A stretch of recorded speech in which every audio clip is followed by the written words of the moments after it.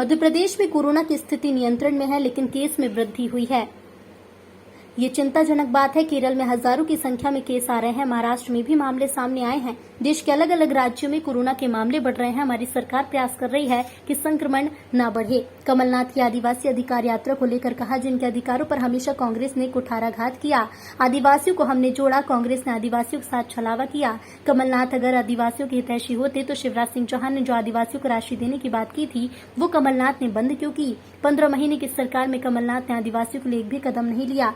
मध्य प्रदेश में उपचुनाव न होने और स्कूल खोले जाने पर कहा कि स्कूल खोलने का जो फैसला है अभिभावकों और स्कूल संचालकों की मांग पर किया है।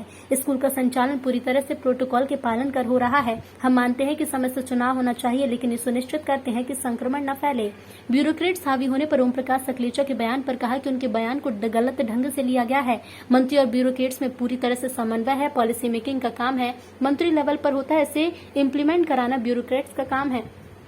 कांग्रेस की पथ यात्राओं पर कहा कि कांग्रेस नकारात्मकता छोड़कर सकारात्मकता अपनाए तो उनका मध्य प्रदेश में कुछ स्थान बन सकता है। हमारे देश के लिए सम्मान की बात है। दुनिया में सबसे पॉपुलर नेता नरेंद्र मोदी जी का नाम है। दिग्विजय सिंह ने ट्वीट किया है कि वो हिंदू हैं, लेकिन उन्हें बताने की जरूरत क्यों? पाकिस्तान की परस्ती करते हुए उन पर इल्जाम लगते हैं कि पाकिस्तान के हिसाब से चलते हैं। कोरोना के मध्य प्रदेश में स्थिति तो नियंत्रण में है, पर कुछ केसेस में वृद्धि जरूर हुई है। और ये केवल मध्य प्रदेश में नहीं, हम देश का, पूरे देश का ट्रेंड देखें तो पॉजिटिव केस में हम देख रहे हैं कि पिछले 3-4 दिनों से लगातार वृद्धि हो रही है। ये हमारे लिए चिंताजनक है। केरल में तो अभी भी हजारों की संख्या में केसेस आ रहे हैं। महाराष्ट्र में भी संख्या ज़्यादा है, पर देश के बाकी राज्यों में भी हम देख रहे हैं कि केसेस बढ़ रहे हैं और उसके लिए पूरी तरह से तत्परता बरती जा रही है। और ये सुनिश्चित किया जा रहा है कि किसी भी तरह कोरोना का संक्रमण ना फैले। और उसके लिए माननीय मुख्यमंत्री जी ने स्वयं समीक्षा बैठक की है। टेस्टिंग पर फिर से जोर दिया जा रहा है। टेस्टिंग हमारी उतनी ही हो रही है जितनी पीक पर हो रही थी। कॉन्टैक्ट ट्रेसिंग भी हम कर रहे हैं। एक इसमें सुखद पहलू है कि हम जो पॉजिटिव केस आ रहे हैं उसमें 50 नंबर्स तक कॉन्टैक्ट ट्रेसिंग कर रहे हैं, उसमें से एक भी पॉजिटिव नहीं आ रहा। तो ये इस बात को इंगित करता है कि स्प्रेडर हमारा पॉजिटिव एक भी केस नहीं बन रहा है। पर उसके बाद भी हमारे लिए चिंता है और हम पूरी समीक्षा कर रहे हैं। वैक्सीनेशन को लेकर भी सरकार ये सुनिश्चित कर रही है कि सितंबर के महीने में हम पूरी तरह फर्स्ट डोज लगा दें। माननीय प्रधानमंत्री जी के जन्म दिवस पर हम विशेष वैक्सीनेशन अभियान चलाएंगे, जिसमें हम ये सुनिश्चित करेंगे कि पहला डोज और दूसरा डोज अधिक से अधिक संख्या में मध्य प्रदेश में लग सके। हमारे यशस्वी प्रधानमंत्री जी के जन्म दिवस पर हम ये टीकाकरण का महाअभियान फिर से चलाएंगे। ने आज ट्वीट किया है कि वो हिंदू हैं, तो ये बताने की उनको जरूरत क्यों पड़ रही है? मुझे तो नहीं बताने की जरूरत पड़ रही, क्योंकि मेरा व्यवहार कहीं भी हिंदू विरोधी नहीं है या देश विरोधी या हिंदुत्व विरोधी नहीं है। उसी को यह जरूरत पड़ती है जिसके व्यक्तित्व और कृतित्व में अंतर होता है। और उन्होंने कहा है कि मैं भारत का हिंदू हूं, यह भी उनको बताने की क्यों जरूरत पड़ रही है? इसके पीछे भी भाव यही है कि वो क्योंकि पाकिस्तान की परस्ती करते हैं और उन पर ये इल्जाम लगते हैं कि वो पाकिस्तान के हिसाब से चलते हैं, शायद इसलिए उन्होंने ये ट्वीट किया है। और ये उनका बयान या ये उनका वक्तव्य कहीं ना कहीं उनमें कॉम्प्लेक्स है, इस बात को प्रतिपादित करता है। मैं दिग्विजय सिंह जी को निवेदन करना चाहता हूं कि इस तरह की ट्वीट करने की ज़रूरत नहीं है। वो अपने व्यवहार से, अपनी कार्य पद्धति से, अपने बयानों से ये स्थापित करें कि वो विघटन की राजनीति ना करें। हिंदू होना सृजन करने वाला होना चाहिए। जो सृजित करता है वो हिंदू है, जो विघटन करता है वो नहीं है। इसलिए उन्हें इस तरह की सफाई देने की ज़रूरत नहीं है। अपने बयान, अपने व्यवहार, अपनी कार्य पद्धति से वो स्थापित करें कि वो सृजन करते हैं, विघटन नहीं करते। तो उनको ये सफाई देने की ज़रूरत नहीं पड़ेगी कि वो हिंदू हैं या नहीं है।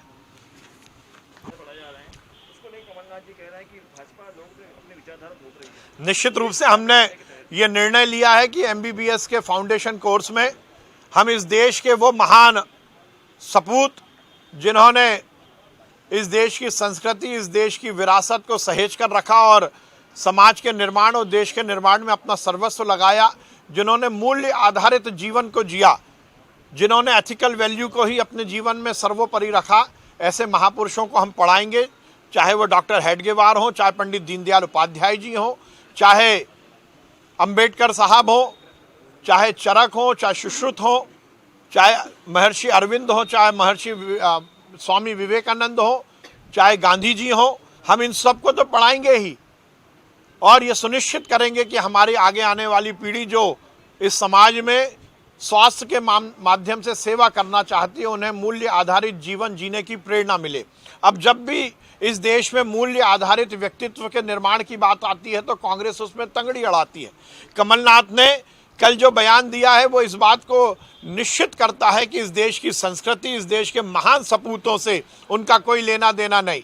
10 जनपद की चमचागिरी करने के लिए उन्हें केवल नेहरू परिवार को महिमा मंडित करना है। इस देश की आज़ादी के बाद इस देश में जो सबसे दुर्भाग्यपूर्ण पक्ष रहा वो यही रहा कि देश के इतिहास को तोड़ मरोड़ कर नेहरू परिवार ने केवल अपने परिवार को महिमा मंडित कर उन सपूतों को इतिहास में दर्ज नहीं होने दिया जिन्होंने सही मायने में देश का निर्माण किया है। कमलनाथ का ये बयान इस बात को इंगित करता है कि वो महान सपूतों, महान महापुरुषों को आगे आने वाली पीढ़ी से पहचान नहीं कराना चाहते, वो केवल नेहरू परिवार की चमचागिरी करना चाहते हैं। एक बार पुनः कांग्रेस ने इस बात को स्थापित किया है कि देश के वो सपूत जिन्होंने देश निर्माण में अपना सर्वस्व लगाया, उनको वो आगे आने वाली पीढ़ी से परिचित नहीं कराना चाहते। कमलनाथ का ये बयान अंबेडकर जी के खिलाफ है। वो क्या अंबेडकर जी को नहीं पढ़ाने देना चाहते? और हमारा दृढ़ निश्चय है ऐसे मैं पहले भी कह चुका हूं कि जिनके अधिकारों पर हर समय कुठाराघात कांग्रेस ने किया, उनके अधिकारों की बात बेमानी सी लगती है जो कांग्रेस कर रही है। सही मायने में तो आदिवासियों को हमने अधिकार दिए हैं, उन्हें मुख्य धारा से हमने जोड़ा है। ये बात सही है कि कांग्रेस ने हर समय आदिवासियों के साथ छलावा किया है। मैंने पहले भी कहा था, यदि कमलनाथ जी इतने ही आदिवासियों के हितैषी होते तो शिवराज सिंह चौहान जी ने जो शहरी आदिवासियों को सम्मान निधि 1000 रुपये महीना देने की योजना शुरू की थी, वो कमलनाथ जी ने बंद क्यों की? यदि कमलनाथ जी इतने ही आदिवासी प्रेमी होते तो वो दिलीप सिंह भूरिया जी जब मुख्यमंत्री बन रहे थे तो उन्हें मुख्यमंत्री क्यों नहीं बनने दिया? यदि कमलनाथ जी इतने ही आदिवासियों के हितैषी होते तो 15 महीने की सरकार में वो ये बता दें कि एक भी कदम उन्होंने आदिवासियों के हित में लिया हो। वो 50 साल तक मध्य प्रदेश में राजनीति करते रहे। उनके क्षेत्र में छिंदवाड़ा में भी बड़ा आदिवासी बेल्ट है। बल्कि आपको ये ज्ञान होगा कि जब लोकसभा की सीटों का डिलिमिटेशन हो रहा था तो छिंदवाड़ा की सीट रिजर्व हो सकती थी। वहाँ पर आदिवासी संख्या की बहुलता थी और यदि छिंदवाड़ा की सीट आदिवासी होती तो उस क्षेत्र के आदिवासियों को ज़्यादा अच्छे से प्रतिनिधित्व मिल सकता था। पर कमलनाथ जी ने अपनी राजनीतिक रोटी सेकने के लिए और स्वयं सांसद बनने के लिए उस डिलिमिटेशन जो परिसीमन हो रहा था उसमें भी धांधली करवाई और छिंदवाड़ा की सीट को आदिवासी सीट नहीं होने दिया। मैं उनको चुनौती देता हूं, वो आदिवासी अधिकार यात्रा शुरुआत करें।